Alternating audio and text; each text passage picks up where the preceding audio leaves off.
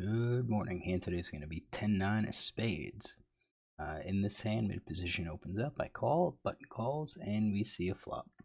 So this player is playing 19-9. He's going to be fairly tight. When we look at mid position, it's looking like 11%. His pre-flop raise 5%, raise first tens 10. Most of the time, I think he's going to be coming in for a raise here. We look at about 11%. This is 11.6. This is probably about right. We might be able to tighten him up just a little bit. Since we know he does limp a little. That gets to 9%. That's probably decent. He's got definitely a strong range here.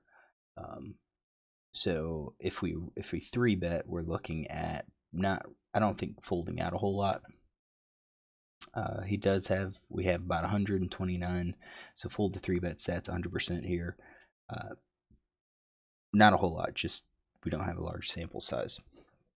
But do know if we 3-bet, I do kind of expect him to be calling with all of the pocket pairs, with probably like ace queen plus. I think he folds maybe ace jack, king queen. Maybe keep like ace 10, ace jack suited. So maybe we're looking at king queen, king jack. That's about it. I don't think we're getting much folds here. So I don't think raising is an option for us. I mean, it's an option. I don't think it's necessarily a good option. I don't think we're going to get a lot of folds. I think we're just going to be building a pot when behind. So if we look at this 3-bet, this is our 3-better call range versus mid position. You can see that 10-9's on there. I don't think we're going to be 3-betting. I think these are just going to be calling hands here. Take the flop, take it in position, see what we could do. Obviously, villain's not really going to connect with any of the mid to low cards. There's possibility, though, with the mid boards that he hits trips with 8s, 9s, or 10s. But I don't think he's going to hit straights, straight draws, gut shots, or anything like that. So I think that's going to be good for us. So I think calling here is going to be appropriate. If we call, we have to be aware that we may get an overcaller. Of the remaining players, this seems to be the loosest player at 27%. We've got 100 hands on him. You see that his VPIP is pretty high. Pre-flop raise is pretty high. Raise first in, 75% from the button. But the cold call 2-bet is 25%. So you know what kind of hands are going to be doing this. Oh, before we do that, let's look at 3-bet. So I don't have any 3-bets here, 0 out of 32, and that's just across the board. So I think his 3-bet range is going to be pretty tight, queens plus ace king. And then it comes down to what hands are calling. And I think in this spot, since he has the button on a player list loose, I think probably suited aces, suited kings, your pocket pairs, connectors, one gappers, and so forth, and broadways are probably going to call, pretty wide. And I guess maybe that might argue then for just a fold with our 10-9, because we're not going to be able to profitably call or profitably raise, just given the players that are in the hand. So maybe this was a mistake to call. So we go to a flop, queen 10-6. So queen 10 and 6. Villain checks. He had the initiative. He checked. I think this is a little unusual. The board likely hits him with a queen. I think the sets are going to be eliminated. I think sets are going to be betting. I think an overpair is likely going to bet, and I think his top pair is going to bet. I feel that that's what's going to happen. So I think we're going to go all the remaining ones. We're going to exclude the open ender, because I think that would probably be a bet.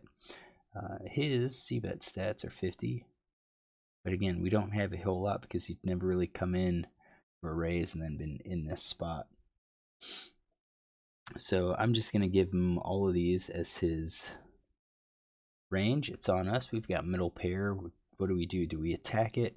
I think if we had backdoor flush draws, we would. It gives us a reason to, it gives us more reasons to bet, because we can always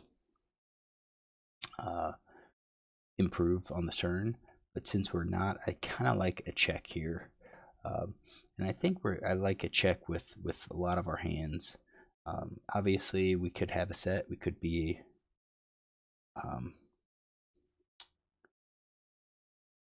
way ahead with the set. if we check, we give a free card.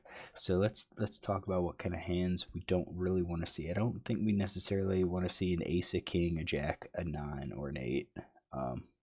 Those are probably the least favorable cards for us. Just because one of those hand cards comes doesn't necessarily mean we're going to be behind, though.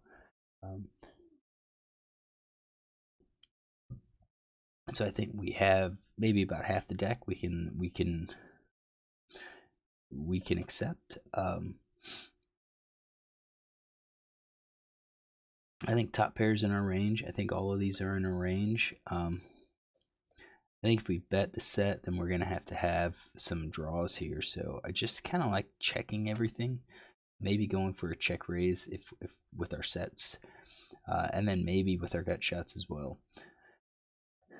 Villain, this guy checks. So at this, once he checks, I'm gonna eliminate sets in 2 pairs.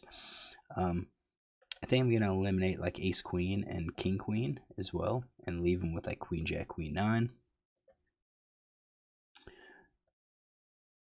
Although I kind of think top pair would be betting. So maybe the under like jacks would be checking. I think open ender would be betting. So we're gonna give them that. So we've kind of narrowed it down a little bit on their range. So maybe my 10s look like they might be looking good now. So this is actually favorable. Villain checks here. So once he checks, we're looking at maybe still having some of these cards like jacks, 10 or whatever. He has some of those cards, but I think once it gets to us, I think we need to be betting. I think we would be betting our quads. We would be betting our full house. I think we're betting our top pair, and I think we're going to be betting our middle pair. Our middle pair is going to be that break. I think if we bet, we can see some gut shots call, some diamonds call.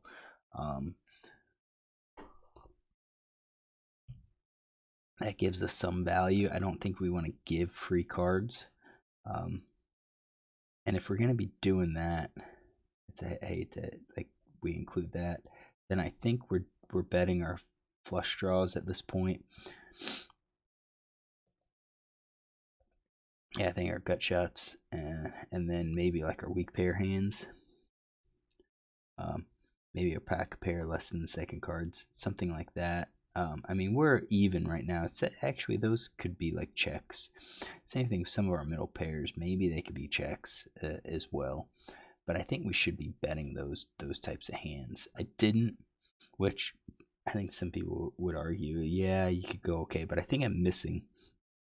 I think I'm giving some free cards away. So this is, I think, hurting us. So this, he checks. I'm going to eliminate 3 of a kind. I still think maybe he's going to be cautious. Kind of like to think that the jacks would be betting now. But we'll leave him in. So we'll give him those hands. River's a 2 of diamonds. And this is, we bet, yeah, if flush draw is going to call, they get there.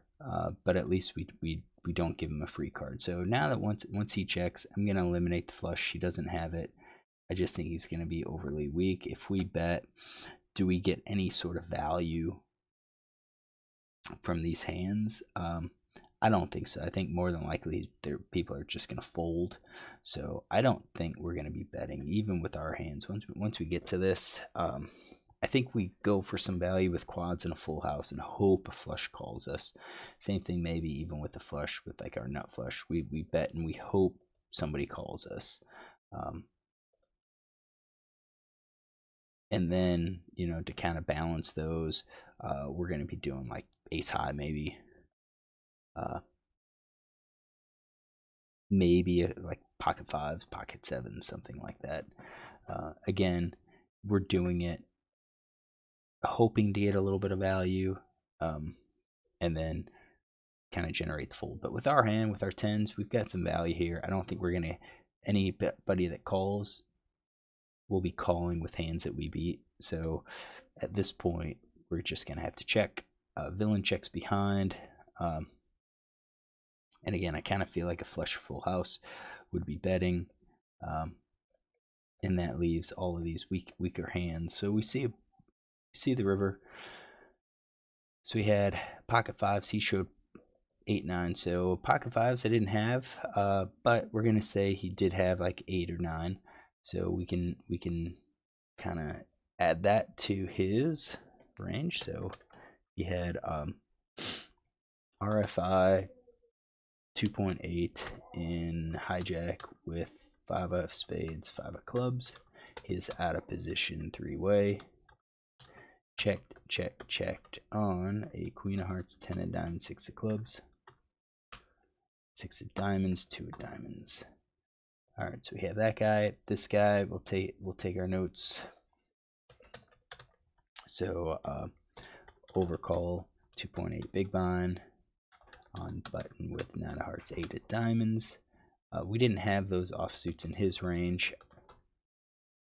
So we got in position 3-way, check on a queen of hearts, 10 of diamonds, 6 of clubs, 6 of diamonds, and 2 of diamonds. Okay, so we get those. So I did take the hand down. I won it. I do think we lost a little bit of value, and I think our value comes on the turn. Once everyone checks it, I think our chance for some value is the turn, because I think there's going to be draws that will call on the turn but won't call on the river. So there is some value that we missed. Let's go back to the turn. Pot was 9.9 big blind. I think we go up to 6, maybe 7 big blinds. We go 2/3, I think. Go get some value. Make I think the straights are going to call that amount. I think the flushes are going to call that amount. That's where our value is going to come from. So I think that was a mistake. Also, I think the call was probably a mistake too. Initially, we think about this guy's hands. He's definitely going to be tighter. I don't think a raise, a 3-bet's going to generate folds like we need them to. So that leaves us to call, but this guy looks like he would likely overcall. So if we would call, we're not calling to be in position for the hand, because this guy's going to take our position. So it kind of leaves us in a tough spot. So just in this situation, the positioning isn't going to be that great for us to call and see flops. So I think there's going to be 2 mistakes in this hand. Hopefully you enjoy this hand. If you do, then look tomorrow for another one.